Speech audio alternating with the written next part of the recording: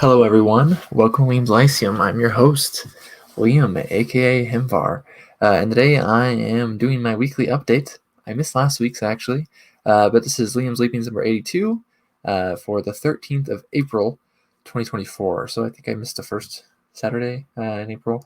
Actually, I had my sister-in-law in town, and she was staying in the room my baby normally sleeps in. My baby was sleeping in this room right here behind me. I need to move this pack and play actually. And so it wasn't really like ideal to film. So I might miss some more coming up. I don't know. I've mentioned in the weekly update before, but I'll be moving soon. Now it's basically guaranteed to be at the end of this month.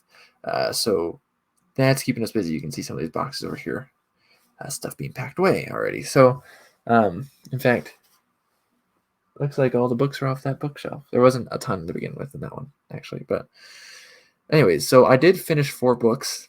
Not 1 week because it's been 2 weeks, so I've been reading slower recently. I did finish Class though this last week, so that's nice. Um, and then I read a decent amount of short stories as well. So, and I've been doing some edits on the novella. I got the first images back of like a rough draft of the cover art, which is very exciting. Got that about a week ago actually. But yeah, let's go into the books. Let's see if I have which ones I have physically. Okay, so the 2 I don't have physically are The Face by Jack Vance,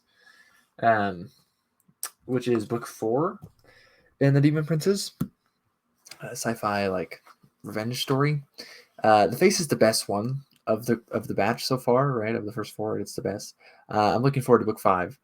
Now, The Face was also written, I think, over 10 years after book 3 was. The book 1, 2, and 3 are all written over a couple of years, and then he took a break for a number of years and finally finished out the series books 4 and 5. So but it'll be nice to have it finished when I'm finished, and then I can look forward to more Vance. I'm not sure what else, what's next rather.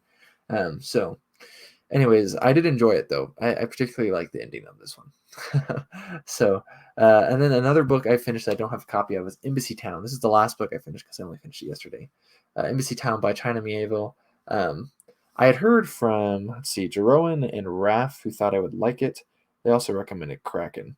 But I went with Embassy Town. And then Britain from some okie dude who recommends you don't start with Embassy Town. And I can see why. So I did enjoy it, but it wasn't a favorite by any means. Like, I enjoyed it, but it wasn't like great. Some of the things were great. I really liked the theme of language. I think it's just a little long for what is going on. You know, the characters aren't the greatest in my opinion. At least they're not very fun to hang out with. But the story has some interesting stuff. It is sci-fi. It's kind of weird sci-fi. And the language aspects are fun, but they're more semiotics, which is not my thing. I'm more in the philological area of things. It was better than Babel, which is closer to philological language like type of theme, though I would imagine Babel's probably a little more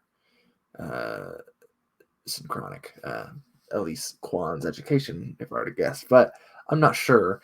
But it's better than Babel for sure. But I know that.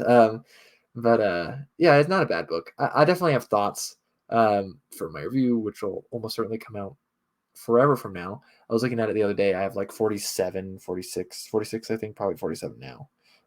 Reviews to be recorded. That's how far behind I am. Like these reviews you get for the most part, I read those books months ago. And that kind of stinks, but that's just the way it is. I'm really far behind. So, Embassy Town. I am definitely interested in reading more by Mieville. I imagine I'll try Kraken next. But maybe it'll be, Perdido Street Station or The City in the City. I'm not really sure. But yeah, Embassy Town wasn't a flop by any means. It just wasn't great, I thought.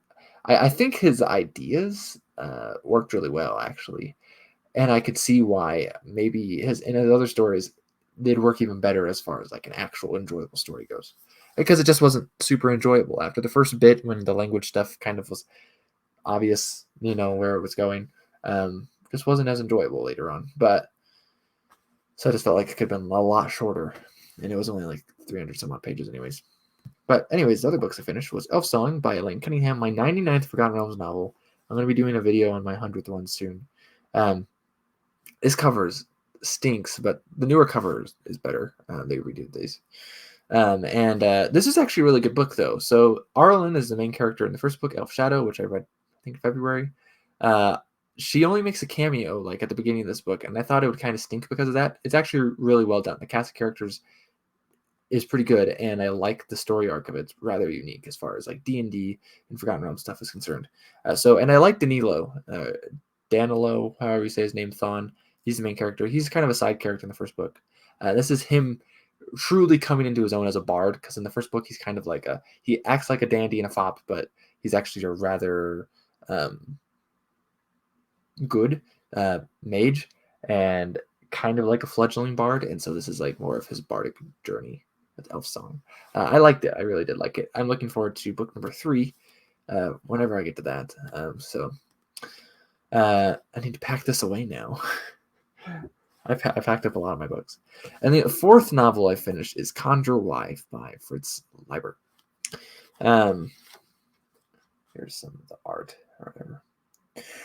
But so it's been a couple months since I read Fritz Leiber. I realized I was going to be recording the review for one soon-ish, which means that review will probably come out in like the end of May or something. And so I was like, it's time to read another Fritz Leiber. And this is actually his debut novel, 1943. I read his other novel that came out in 1943, Gather Darkness, which I enjoyed more than this. But this is pretty good. It's actually been adapted for film like 3 times. So it actually won a Retro Hugo, too. I think this is the earliest Hugo Award for a novel. I don't think they've gone back further than 43. I could be wrong on that, though. I might be wrong, yeah, so someone tell me if I'm wrong. But it did win a Hugo, Retro Hugo. They didn't have the Hugos back then. And I think it deserves it. Now, funnily enough, Gather Darkness was also nominated, and I like Gather Darkness more. But I think it's rather well done, actually, as far as especially playing with like not just story tropes, but like tropes in society, kind of like gender norms, essentially.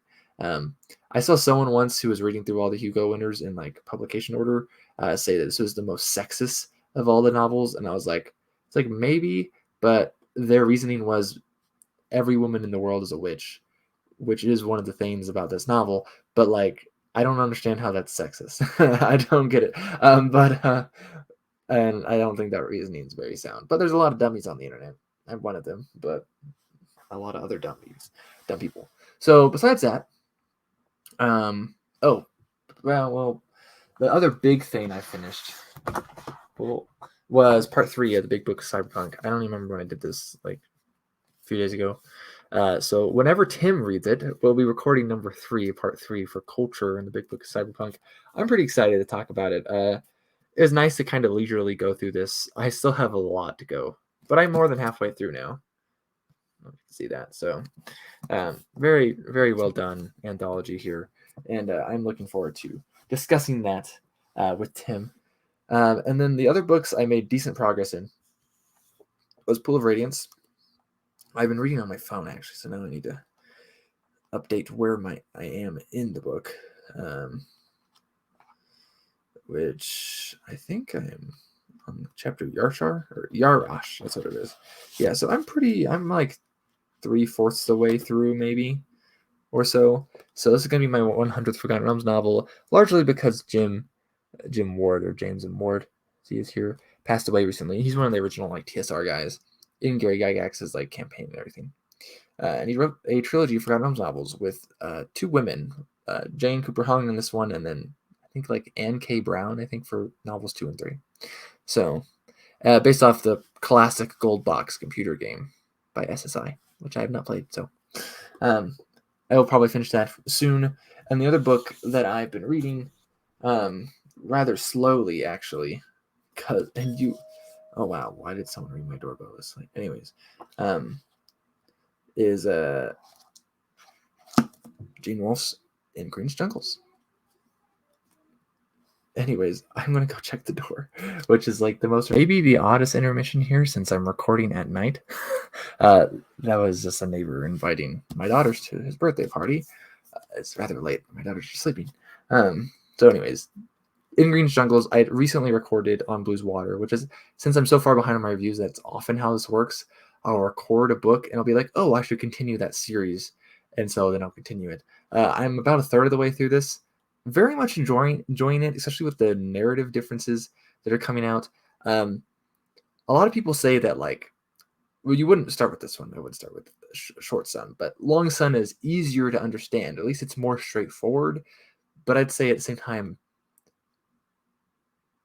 decently more difficult to understand. It is more straightforward at times, but it's also a lot of Long Sun went way over my head. Right? Like New Sun is like very on the nose as strange, and there's some of that in Long Sun, and in Short Sun, right? But like I just need to study it more, apparently, obviously, right? And I'm very much enjoying the experience. In some ways, because it's more hidden, it's not as entertaining. I think personally, I so far, I mean, this is like what I read the 5 New Sun and Earth, and then the 4 Long Sun, and so the first Short Sun, and then this one, right? So of them all, though, I still prefer the New Sun books, and I really want to reread them, and I probably will after I finish Short Sun, and then I'll have to read more Gene Wolfe because there's more. The only other Gene Wolfe I've read is uh, wow, the Fifth Head of Cerberus, which was great. I've read several short stories by him, but none of his other like bigger books. So I'm very much enjoying this, and I could talk about it a lot. Very interesting stuff going on. Also, my copy is like pristine, and I like that. I'm lucky I found this copy. Anyways, put that down there. Oh, so I'm still reading Woden. Haven't read as much lately, but some very interesting stuff, as always. And then I did do these shorts. Like I did 3 shorts from the short story, The Orphan of Bones, from Old Moon Quarterly, Volume 6. It was pretty good. I liked it. I need to finish the rest of this volume. I have a bittersweet relationship with Old Moon, because I really like the publications, but they never publish any of my stories. And then here I am, like, I'm either one, a really bad author, or I just write stuff that no one wants. Right? Like, the one negative thing they told me about the last story they rejected was that they liked my use of language, except for when I said height, like as a name, like I'm height Liam, right? It didn't work. It was a joke. Okay, I realize it's a not funny joke, but it was a joke, right? And I know it doesn't work. Anyways, and so that's kind of infuriating that was like the one thing they said. Basically, they made it sound like that was the only reason we didn't accept you, plus the fact that they had less room in their upcoming volumes because they had invited authors, which they'd never done before, for their future issues for the Kickstarter. And I was like, that's pretty infuriating, but whatever. And then Songs of the Dying Earth, which I had found a copy of a couple weeks ago, if you remember. I read the first book, or the first story, by Silverberg. What's his first name? Robert or something like that. Yeah, Robert Silverberg, The True Vintage of Erzu and Thale. I really enjoyed this one as well. While not as doesn't have the pizzazz and the verve of Vance, it does have the vocabulary, and it has the silliness kind of. I think it captures it rather well. And then this other one I read was the first story, Neither Beg Nor Yield, which is Hunters and Prey by C.L. Warner. I didn't actually enjoy it all that much, which is a shame. But we have more stuff to get through here as well. So I feel like I'll enjoy most of this stuff. I think this is something that really follows in that very strict definition of sword and sorcery, which I'm feeling a little less of lately. That's one thing I like about Old Moon is it definitely goes more into like Clark Ashton Smith, even Cole or C.L. Moore variety sometimes, while something like this always gives me very big Conan vibes. And Cole is a little different than Conan, right?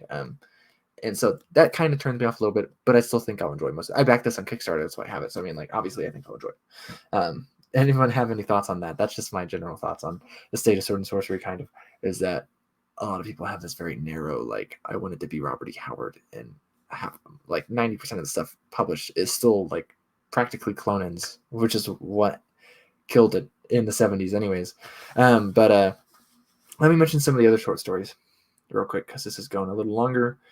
Still reading the Book of Three with my daughters. So I read The Abominations of Yondo by Clark Ashton Smith. Speaking of Smith, I also read The Empire of the Necromancers. I like them both. They're just definitely weird and have odd stuff going on, and they have that ironic horror sense. And then I read The Three Marked Pennies by Mary Elizabeth Councilman, which my bud Tim pointed out to me as like kind of a standout, very short story in Weird Tales. I think it's the same issue I think Conan's fighting the snake on, which I'm totally blanking on what that is right now for some reason. But I think it's that issue.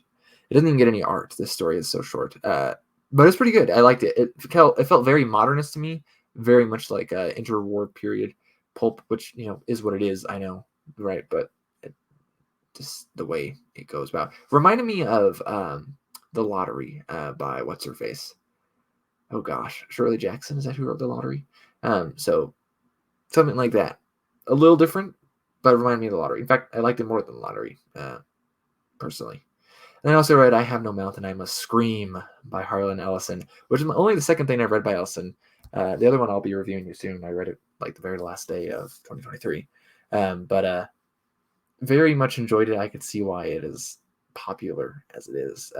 Very dark, very gruesome, but very much worth the time. I think it's very it's pretty good. So, anyways, those are my updates. Besides again packing and stuff. So we'll see what I get read this week. Let me know what y'all have been up to past couple weeks. I did my video, my last Wednesday video here, my Gothic translation of the Castle of Otranto type of stuff. I really enjoy doing stuff like that. I know they're not like that popular. I realized the philological stuff in particular is like really specific, and a lot of people aren't subscribed for that. So, but if anyone's subscribed for that, I hope that was pleasing. But also, I really enjoy doing stuff like that. It took a lot of time, a lot of time. I mentioned that in the video. But anyways, thanks everyone for stopping by. I appreciate it. I'm just a guy talking to the camera, so not very glamorous, that's for sure. Though I do try to keep the grammar appropriate. Anyways, I'll catch you next.